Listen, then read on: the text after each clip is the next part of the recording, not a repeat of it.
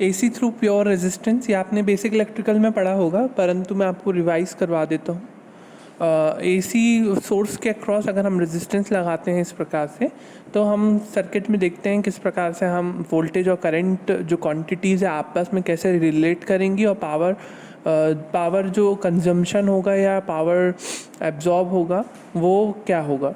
तो सबसे पहले हमारा ये एसी है, एसी सोर्स, तो साइनसोइडल सोर्स हम लगाएंगे यहाँ पे V equals to VM sine omega T, जिसे हमने मान लिया अप्लाइड वोल्टेज जो हमारा है वो साइनसोइडल वोल्टेज है V equals to VM sine omega T. R यहाँ पे ओमिक रेजिस्टेंस है, VR voltage drop across resistance है, और I करंट फ्लो हो रहा है जो कि रेजिस्टेंस से हो रहा है। ठीक है, I जिसे हम इंस्टेंटेनियस करंट, तात्क्षणिक करंट कहेंगे वो। तो यहाँ पर आप देख रहे हैं केवल रेजिस्टेंस यहाँ पे लगा हुआ है परिपथ में, तो परिपथ में केवल रेजिस्टेंस लगे होने के कारण जो वोल्टेज V है वो वोल्टेज ड्रॉप अक्रॉस VR के बराबर होगा, है ना। V इक्वल्स टू यहाँ पे VR है, और कोई क्वांटिटी तो है नहीं, तो V इक्वल्स टू क्या होगा, VR के बराबर। तो VR इक्वल्स टू हम क्या लिखेंगे, IR बाय ओम्स लॉ, और V की वैल्यू यहाँ पे हम रख देंगे, V हमने माना है VM साइन ओमेगा टी, तो V की जगह रखेंगे हम VM साइन ओमेगा टी इक्वल्स टू IR। I की वैल्यू हो जाएगी VM by R sine omega T. I equals to हम लिख सकते हैं VM by R maximum value of current को प्रदर्शित करता है, तो उसकी जगह हम IM लिख सकते हैं, IM साइन ओमेगा टी, और IM यहाँ पे क्या है, VM by R। Phasor diagram, हम फेज़र डायग्राम के थ्रू इसको रिप्रेजेंट करेंगे क्वांटिटीज़ को, जिससे हमें वोल्टेज और करंट के बीच में रिलेशन इस्टेब्लिश होगा। तो जो हम देख रहे हैं फेज़र डायग्राम यहाँ पर हमने जो दो बनाया है, तो आप देख रहे हैं VR लिखूँ मैं इसको या V लिखूँ, मेक सेंस इक्वल, है ना, दोनों का मतलब वही होगा। तो या तो मैं वोल्टेज को रेफरेंस मानूं या तो करंट को रेफरेंस मानूं। जैसे मैंने वोल्टेज को रेफरेंस माना, वोल्टेज मतलब VR को, तो आप देख रहे हैं VR क्या है, V के बराबर, V क्या है, VM साइन ओमेगा टी, तो VR इक्वल्स टू क्या हुआ, VM sine omega T. I equals to क्या आया है, वो भी VM sine omega T by R आ रहा है, या I equals to IM sine omega T. I equals to IM sine omega T, V equals to VM sine omega T. तो दोनों लगभग, दोनों क्या सेम ही है, बस यहाँ पे VM और IM का फ़र्क है। तो VM है, VM maximum value of voltage VM, और IM क्या है, VM बाय R। तो मतलब कहने का मतलब ये है, ये मैग्नीट्यूड में करंट थोड़ा सा कम होगा क्योंकि VM बाय R हो रहा है, तो इसका वैल्यू जो है, जैसे 10 वोल्ट है और 10 वोल्ट और रेजिस्टेंस है 2 ओम, तो करंट हो जाएगा 5 एम्पियर। तो IM का जो मान जो है वो भले ही वोल्टेज से कम होगा यहाँ पे, लेकिन एंगल के हिसाब से ओमेगा टी यहाँ पे भी है, ओमेगा टी यहाँ पे भी है, sine omega T, sine omega T, तो दोनों फेज में तो एक दूसरे के इक्वल है। तो यहाँ पर करंट जो है वोल्टेज के फेज में आएगा। ठीक है, चाहे हम करंट को रेफरेंस माने तो वोल्टेज भी करंट के क्या आएगा, फेज में। तो यहाँ पे जो प्योर रेजिस्टिव सर्किट के लिए जो हमारा कंक्लूजन ड्रॉ होता है, रेजिस्टेंस के केस में voltage and current both are in phase with each other, दोनों एक दूसरे के फेज में होते हैं, ये हमारा कंक्लूजन है।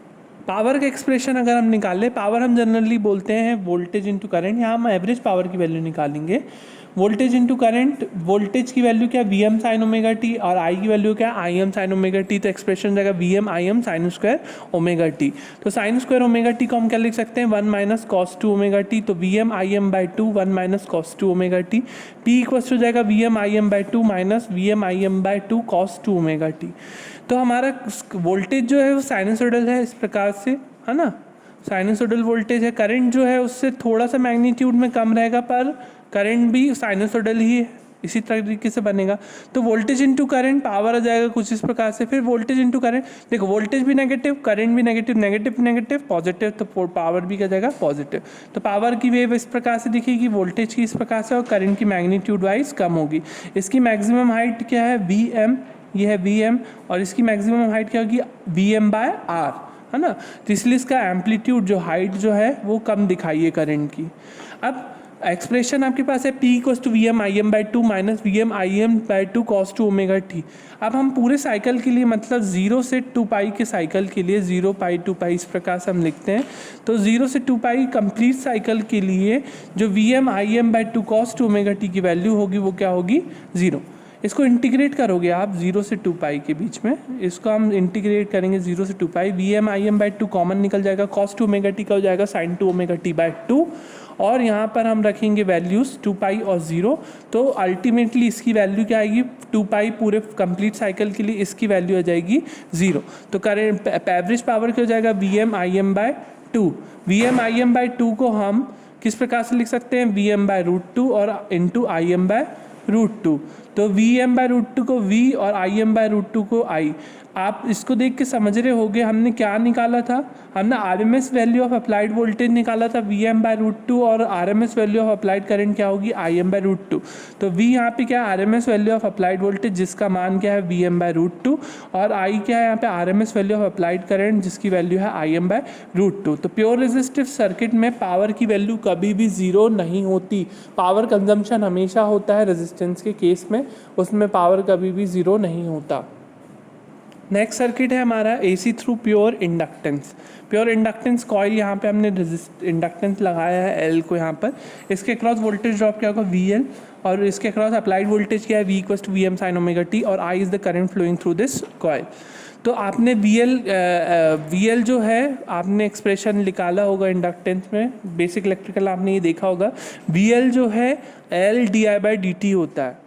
v की वैल्यू यहाँ पे जो है वी एल के बराबर ही है, तो v equals to V L equals to L D I by D T, और चूँकि v की वैल्यू क्या है V M sine omega T, तो हम v की जगह यहाँ पे v equals to V L की जगह रख सकते हैं V M sine omega T. तो V M sine omega T equal to L D I by D T. तो इस प्रकार से एक्सप्रेशन आ गया आपका दोनों। अब देखो यहाँ पर हमें वोल्टेज की वैल्यू पता है v equals to V M sine omega T, पर हमें करंट की वैल्यू नहीं पता, मतलब ये करंट की वैल्यू हमें नहीं पता। तो करंट की वैल्यू निकालने के लिए हमें ये d बाई डी टी को हटाना पड़ेगा। तो d बाई डी टी को हटाने के लिए हमें इंटीग्रेशन करना पड़ेगा दोनों साइड, है ना।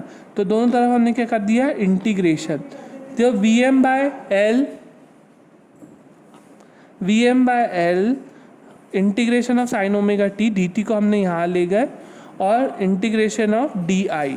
तो V M by sine omega T का क्या होगा, minus cos omega T by omega, तो ओमेगा को हमने बाहर लिख दिया, V M by omega L equals to integration of D T, D X क्या होता था, एक्स होता था, तो वैसे इंटीग्रेशन ऑफ डी आई का क्या होगा, आई इक्वल्स टू हम लिखेंगे V M by omega L minus cos omega T. मैंने आपको एक्सप्रेशन याद करने जो दिए थे, और वो कोऑर्डिनेट डायग्राम्स के थ्रू आपको मैंने बोला था कैसे समझना है। तो माइनस कॉस ओमेगा टी को हम लिख सकते हैं साइन ओमेगा टी माइनस 90, है ना, 90 होता है पाई बाई 2, तो sine omega T minus pi by 2 होता है माइनस कॉस ओमेगा टी के बराबर, तो इसकी जगह हम ये लिख सकते हैं। और आई इक्वल्स टू आएगा V M by omega L, V omega L यहाँ पर हम ये ओमेगा एल की जगह एक्सएल लिख सकते हैं। एक्सएल यहाँ पे इंडक्टिव रिएक्टेंस होता है, रिएक्टेंस वह रेजिस्टेंस जो कि ऑफर्ड होता है बाय इंडक्टर एंड कैपेसिटर। और तो रिएक्टेंस जनरली जो होता है वो इंडक्टेंस या कैपेसिटेंस के द्वारा वह रेजिस्टेंस ऑफर होता है एसी करंट के जो उसके मार्ग में बाधा उत्पन्न करता हो। तो यहाँ पर एक्सएल जो है, एक्स रिप्रेजेंट कर रहा है एल, तो इंडक्टेंस की वजह से जो रिएक्टेंस ऑफर होगा एसी करंट के लिए वो होगा इंडक्टिव रिएक्टेंस, और यही अगर एक्सी होता तो वो होता है कैपेसिटेंस की वजह से जो रिएक्टेंस ऑफर होगा एसी करंट के लिए वो होगा कैपेसिटिव रिएक्टेंस। तो यहाँ पर एक्सएल की वैल्यू क्या है, ओमेगा एल होता है जनरली 2 पाई एफ, तो एक्सएल हम लिख सकते हैं equals to omega L equals to 2 pi F L. XL equals to हम ओमेगा एल भी लिख सकते हैं और 2 पाई एफ एल भी लिख सकते हैं। आई की वैल्यू यहाँ से क्या हो जाएगी, वी एम बाय एक्सएल को जैसे हमने वी एम बाय आर को क्या लिखा था आई एम, वैसे ही हम वी एम बाय एक्सएल को लिख सकते हैं आई M sine omega T minus pi by 2, minus pi by 2 के यहाँ पर क्या है जनरली 90 डिग्री। तो वी एल और आई के बीच में जो होगा, वी एल लिखूँ चाहे मैं वी लिखूँ, वी एल लिखूँ यहाँ पे वी लिखूँ, कोई भी वैल्यू लिख सकता हूँ, दोनों इक्वल हैं। तो जब हम वोल्टेज को रेफरेंस मानेंगे तो v की वैल्यू क्या है, V M sine omega T, और i की वैल्यू क्या है, I M sine omega T minus 90, मतलब माइनस 90 है। तो ये वाली डायरेक्शन क्या होती है हमारी, लैगिंग डायरेक्शन, और ये होती है लीडिंग डायरेक्शन। तो ये 90 डिग्री क्या है हमारा, आई वी एल से क्या है, लैगिंग डायरेक्शन में है, क्योंकि i की वैल्यू क्या है, I M sine omega T minus pi by 2 और v की वैल्यू क्या है V M sine omega T, तो इसमें है ओमेगा टी माइनस 90, तो 90 डिग्री पीछे लैगिंग डायरेक्शन में 90 डिग्री लैग, तो हम इधर लिख सकते हैं आई लैग्स v बाय 90 डिग्री। अब यहाँ पर अगर करंट को रेफरेंस माने तो करंट को रेफरेंस मानेंगे तो करंट को अगर हम रेफरेंस मानते हैं तो वोल्टेज क्या होगा। अब करंट क्या है, चूंकि 90 डिग्री पीछे है, आपने इसको ऊपर ले लिया तो वोल्टेज, जैसे हम बोल रहे हैं करंट 90 डिग्री पीछे है तो वोल्टेज 90 डिग्री आगे है, तो वैसे करंट 90 डिग्री पीछे है तो वोल्टेज 90 डिग्री आगे होगा। आगे वाली कौन सी डायरेक्शन होती है, ये वाली, और पीछे वाली ये वाली। तो इस प्रकार से ये जो है वोल्टेज है वो क्या है 90 डिग्री आगे इस दिशा में। तो I को V जो है वो यहाँ पे क्या कर रहा है, अग्रगामी है। V जो है I के 90 डिग्री अग्रगामी है, यहाँ पे I जो है V के 90 डिग्री पश्चगामी है। तो ये दोनों फेजर करेक्ट है, दोनों करेक्ट है, सिर्फ डिपेंड क्या कर रहा है, यहाँ पे हमने वोल्टेज को रेफरेंस माना है, यहाँ पे हमने करंट को रेफरेंस माना। तो यहाँ पर हम लिख सकते हैं V leads I by 90 degree. तो V देखो इस प्रकार से है, तो I जो है 90 डिग्री क्या है, पश्चगामी, तो 90 डिग्री बाद चालू हो रहा है करंट, हाँ, तो करंट 90 डिग्री बाद चालू होगा। और पावर जब हम लिखेंगे, पावर होता है वोल्टेज इंटू करंट, तो V M I M sine omega T, sine omega T minus pi by 2, इस प्रकार से होगा। तो यहाँ पर जब हम दोनों को मल्टीप्लाई करेंगे, ये था V M sine omega T और आई क्या था, I M sine omega T minus pi by 2। तो sine omega T minus pi by 2 आप जानते हैं माइनस कॉस ओमेगा टी होता है, और साइन ओमेगा टी आपने साइन 2 थीटा इक्वल्स टू पढ़ा होगा 2 साइन थीटा कॉस थीटा, तो इसको मैं 2 साइन थीटा कॉस थीटा में बदल सकता हूँ। चूँकि यहाँ पे 2 नहीं है तो डिवाइड में 2 लेना पड़ेगा, minus V M I M by 2 sine 2 omega T. Complete cycle average value अगर हमें निकालना है पावर की, तो पी एवरेज की वैल्यू क्या होगी 0 से 2 पाई में साइन 2 ओमेगा टी, इसका इंटीग्रेशन करेंगे हम तो ये 0 आएगा।